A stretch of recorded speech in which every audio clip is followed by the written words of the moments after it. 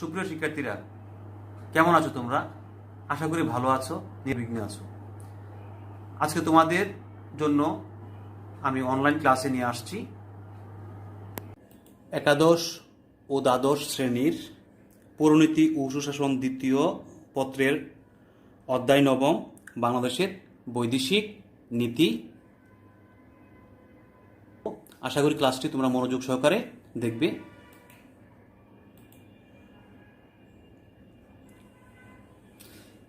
তাহলে আজকের অনলাইন ক্লাসে সবাইকে সুস্বাগতম। তোমরা দেখো তো পৃথিবীর একটি রাজনৈতিক মানচিত্র।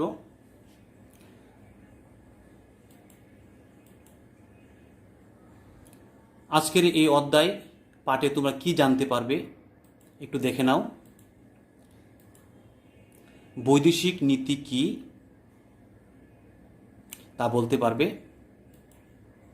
বাংলাদেশের বৈদেশিক নীতির বৈশিষ্ট্যসমূহ বর্ণনা করতে পারবে।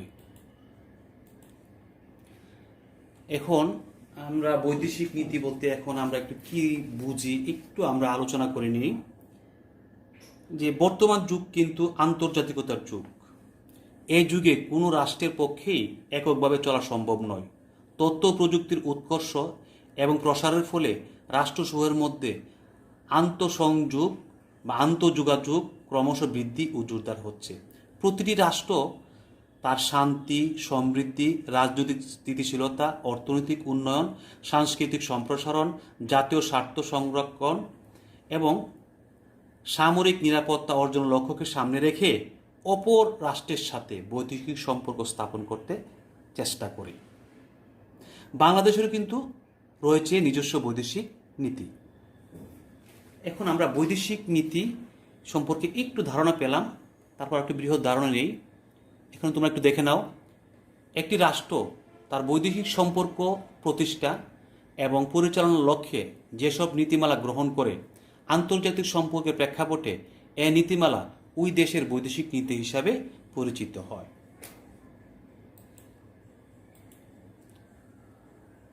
এক্ষেত্রে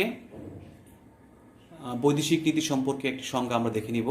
আন্তর্জাতিক রাজনীতি বিশেষজ্ঞ লিঙ্কন বলেন, কোনো রাষ্ট্রের পররাষ্ট্র নীতি হল সংশ্লিষ্ট রাষ্ট্রের জাতীয় নীতির সেই অংশ যা তার বাহ্যিক পরিবেশের সাথে সম্পর্ক যুক্ত।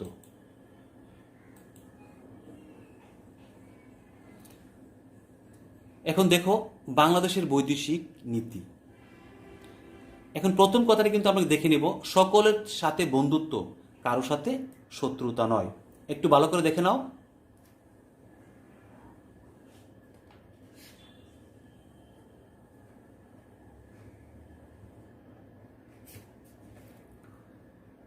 এই কথার একটু পেছনের দিকে আমরা যাই।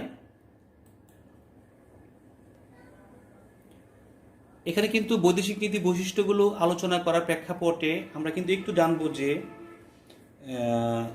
সুদীর্ঘ 200 বছরের ব্রিটিশ উপনিবেশিক শাসন এবং 23 বছরের পাকিস্তানের শোষণ, নির্যাতন, বঞ্চনার পর 1971 সালের 9 মাসের মুক্তিযুদ্ধের মাধ্যমে 16 ডিসেম্বর 1971 বাংলাদেশ বিশ্বের মানচিত্রে স্বাধীন সার্বভৌম রাষ্ট্র হিসাবে পরিচিতি লাভ করে। স্বাধীনতা লাভের অব্যবহিত পরেই 1972 সালের 16 ডিসেম্বর বাংলাদেশ একটি সংবিধান লাভ করে। সংবিধান অনুযায়ী স্বাধীনতা, সার্বভৌমত্ব, জাতীয় স্বার্থ সংরক্ষণ, অভ্যন্তরীণ সমৃদ্ধি এবং আঞ্চলিক ও আন্তর্জাতিক সহযোগিতা অক্ষুণ্ণ রাখার লক্ষ্যে বাংলাদেশ সকলের সাথে বন্ধুত্ব, কারোর সাথে শত্রুতা নয়। এই নীতির ভিত্তিতেই আমাদের বৈদেশিক নীতি কিন্তু চলে আসছে। এখন বৈদেশিক নীতির বৈশিষ্ট্যগুলো আমরা একটু দেখব এক এক করে। প্রথম যে বৈশিষ্ট্যটা সেটা হচ্ছে বন্ধুত্বের নীতি। বাংলাদেশের পররাষ্ট্র নীতির মূল কথা হলো সকলের সাথে বন্ধুত্ব, কারোর সাথে শত্রুতা নয়। এই নীতির ভিত্তিতে বাংলাদেশ জন্মলগ্ন থেকে বিশ্বের সকল রাষ্ট্রের সাথে বন্ধুত্ব, সদ্ভাব, সহযোগিতা ও সম্প্রীতির মনোভাব গড়ে তুলেছে। আয়তনে ক্ষুদ্র, সমস্যা পীড়িত এবং উন্নয়নকামী দেশ হিসাবে বাংলাদেশের ওই নীতির অনুসরণ অত্যন্ত যৌক্তিক এবং বাস্তবসম্মতও বটে। 1972 সালের জানুয়ারি মাসে বাংলাদেশের প্রধানমন্ত্রী বঙ্গবন্ধু শেখ মুজিবুর রহমান ঘোষণা করেন, পৃথিবীর সকল জাতির সাথে বন্ধুত্ব ও সহযোগিতাই আমাদের বৈদেশিক নীতির মূল কথা। আমরা বাংলাদেশকে প্রাচ্যের সুইজারল্যান্ড হিসাবে পরিণত করতে চাই। তাহলে সকল রাষ্ট্রের সাথে আমরা কি করব? বন্ধুত্বপূর্ণ নীতিতে বৈদেশিক নীতি বৈশিষ্ট্যের মধ্যে আমরা যে বৈশিষ্ট্য জানলাম, বন্ধুত্ব নীতিতে কিন্তু আমরা এগিয়ে যাচ্ছি।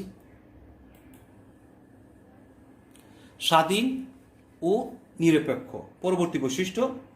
বাংলাদেশের বৈদেশিক নীতির উল্লেখযোগ্য বৈশিষ্ট্য হলো স্বাধীন ও নিরপেক্ষ নীতি। বাংলাদেশ নিজেকে কোনো সামরিক জোটের সাথে জড়াতে চায় না, আর এর জন্যই সিয়াটো, সেন্টো, নেটো, ওয়ারশো ইত্যাদি জোটের সাথে বাংলাদেশের কোনো সম্পর্ক নেই।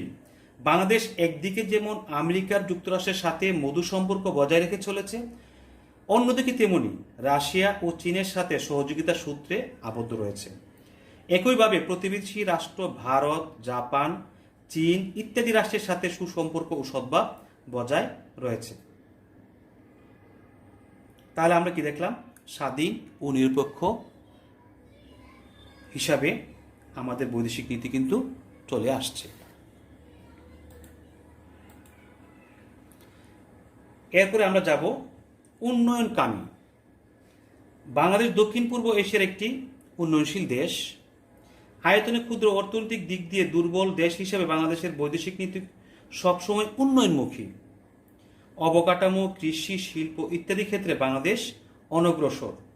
বাংলাদেশের মানুষের জীবনযাত্রার মান নিম্ন। এসব কিছু বিবেচনায় রেখেই অর্থনৈতিক সাহায্য সহযোগিতা লাভের জন্য বিশ্বের অন্যান্য রাষ্ট্রের সাথে বন্ধুত্বপূর্ণ সম্পর্ক গড়ে তুলতে বাংলাদেশ সর্বদা সচেষ্ট।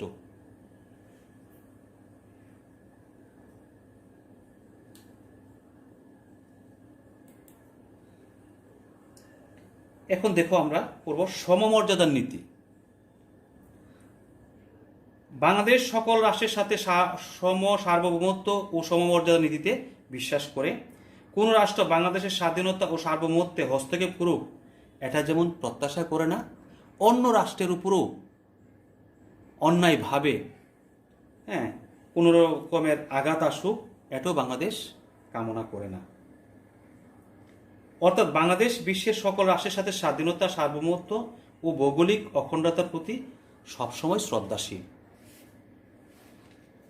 তাহলে সমমর্যাদা নীতিতে কিন্তু বাংলাদেশ বিশ্বাস করে এবং এই বিশ্বাস নিয়েই কিন্তু আমাদের বৈদেশিক নীতি এগিয়ে যাচ্ছে।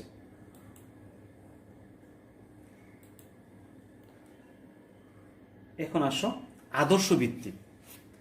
বাংলাদেশের বৈদেশিক নীতি আদর্শ ভিত্তিক এবং বৈশিষ্ট্যপূর্ণ। বাংলাদেশ তৃতীয় বিশ্বের একটি অন্যতম উন্নয়নশীল দেশ। তৃতীয় বিশ্বের অন্যান্য দেশের নিয়ে বাংলাদেশও দীর্ঘদিন ঔপনিবেশিক শক্তির শোষণ, শাসন, বঞ্চনার শিকার হয়েছে। তাই বাংলাদেশ নিজ রাষ্ট্রের জাতীয় স্বার্থ, নিরাপত্তা ও সার্বভৌমত্ব রক্ষায় সবসময় বদ্ধপরিকর। সেই সাথে অন্য রাষ্ট্রের অভ্যন্তরীণ ব্যাপারে হস্তক্ষেপের ঘোর বিরোধিতা করে আসছে।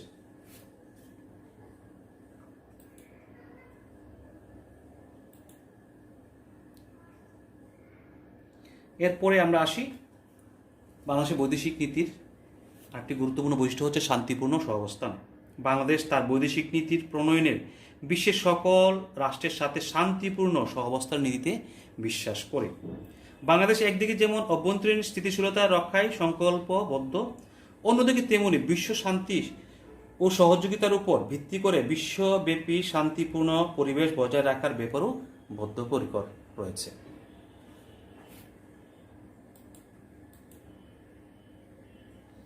আঞ্চলিক সহযোগিতা ও নিরাপত্তার নীতিতে বিশ্বাসী।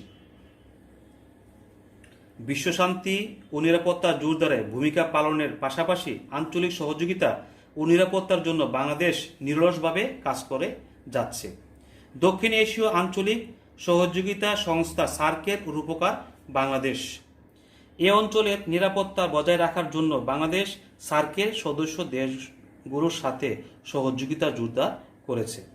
বিশেষ করে ক্ষুধা ও দারিদ্র্যমুক্ত, সন্ত্রাস ও জঙ্গিবাদ মুক্ত দক্ষিণ এশিয়া গড়ার লক্ষ্যে কাজ করে যাচ্ছে।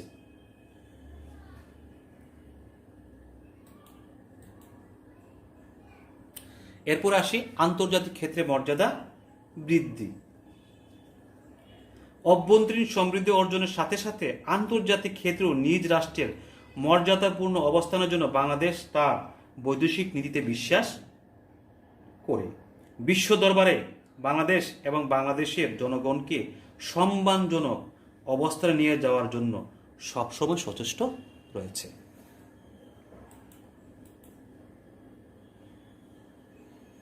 এরপর আসি ন্যায়সঙ্গত সংগ্রামের প্রতি সমর্থন।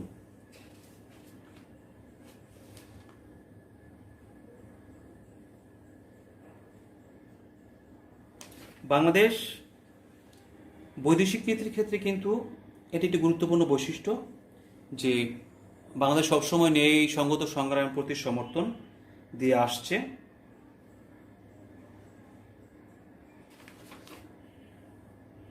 বাংলাদেশ বৈদেশিক নীতির এটি একটি গুরুত্বপূর্ণ বৈশিষ্ট্য। সাম্রাজ্যবাদ, উপনিবেশবাদ, নব্য উপনিবেশবাদ, সম্প্রসারণবাদ ও বর্ণ বৈষম্যবাদের বিরোধিতা করা বাংলাদেশের বৈদেশিক নীতির একটা গুরুত্বপূর্ণ বৈশিষ্ট্য। বাংলাদেশ বিশ্বের সর্বত্র নিপীড়িত মানুষের ন্যায়সঙ্গত সংগ্রামকে সবসময় সমর্থন করে যায়। এটা একটি বাংলাদেশের বৈদেশিক নীতির একটা গুরুত্বপূর্ণ বৈশিষ্ট্য হিসেবে আমরা চিহ্নিত করতে পারি।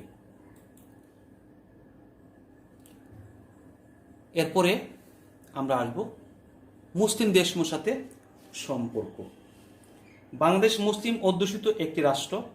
এখানে শতকরা 86% মানুষ মুসলমান। এজন্য বাংলাদেশ বিশ্বের সকল মুসলিম দেশের সাথে একটা সুসম্পর্ক বজায় রেখে চলে আসছে। বাংলাদেশ একদিকে যেমন মুসলিম উম্মার উন্নতি সাধনে সচেষ্ট, অন্যদিকে তেমনি মুসলিম রাষ্ট্রগুলোর বিরোধ মীমাংসাও তারা তাদের সাথে আগ্রহী। আর এই জন্যই বাংলাদেশ ওআইসির অন্যতম সদস্য।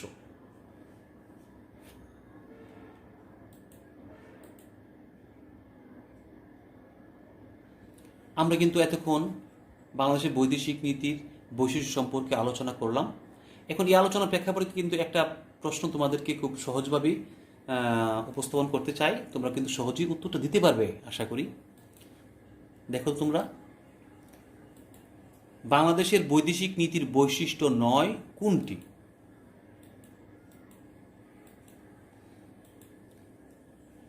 এখানে 4টা অপশন দেওয়া আছে। কি হতে পারে? বন্ধুত্বের নীতি, উন্নয়ন বিরোধী, আদর্শ ভিত্তিক, স্বাধীন ও নিরপেক্ষ। তাহলে আমরা কিন্তু বাংলাদেশের বৈদেশিক নীতির বৈশিষ্ট্য 1 নম্বরটা আছে, 3 নম্বরটা আছে, 4 নম্বরটা আছে। উন্নয়ন বিরোধী নয়। তাহলে আমরা এখানে ধরে নিব কি বাংলাদেশের বৈদেশিক নীতির বৈশিষ্ট্য 9, সেটা হচ্ছে উন্নয়ন বিরোধী। আশা করি তোমরা উত্তরটা বুঝতে পেরেছ।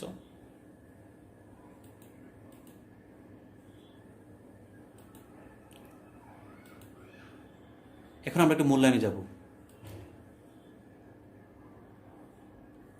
এখন কিন্তু তোমরা বৈদেশিক নীতি বলতে কি বুঝো অবশ্যই তোমরা এতক্ষণ আলোচনার মাধ্যমে তা বুঝে গেছো। 2 নম্বর প্রশ্নটা হচ্ছে বাংলাদেশের বৈদেশিক নীতির মূল নীতিগুলো কি কি।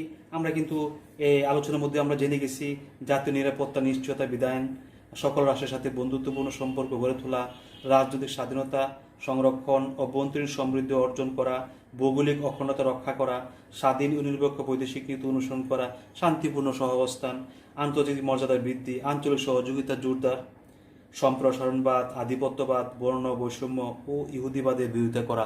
এগুলো কিন্তু বাংলাদেশের বৈদেশিক নীতির মূলনীতি হিসাবে আমরা ধরে নিতে পারি। চলো এখন তোমাদেরকে একটু বাড়ির কাজ দিই। সকলের সাথে বন্ধুত্ব, কারোর সাথে শত্রুতা নয়। বাংলাদেশের বৈদেশিক নীতির ক্ষেত্রে উক্তিটির যথার্থতা মূল্যায়ন করো। আমি আজকের আলোচনা থেকে যে বাড়ির কাজটুকু দিয়েছি আশা করি তোমরা সেই আলোচনা থেকে লিখতে পারবে এবং বাসায় বেশি বেশি করে টেক্সট বুক পড়বে এবং নিরাপদে থাকবে, নির্বিঘ্নে থাকবে। ধন্যবাদ সবাইকে।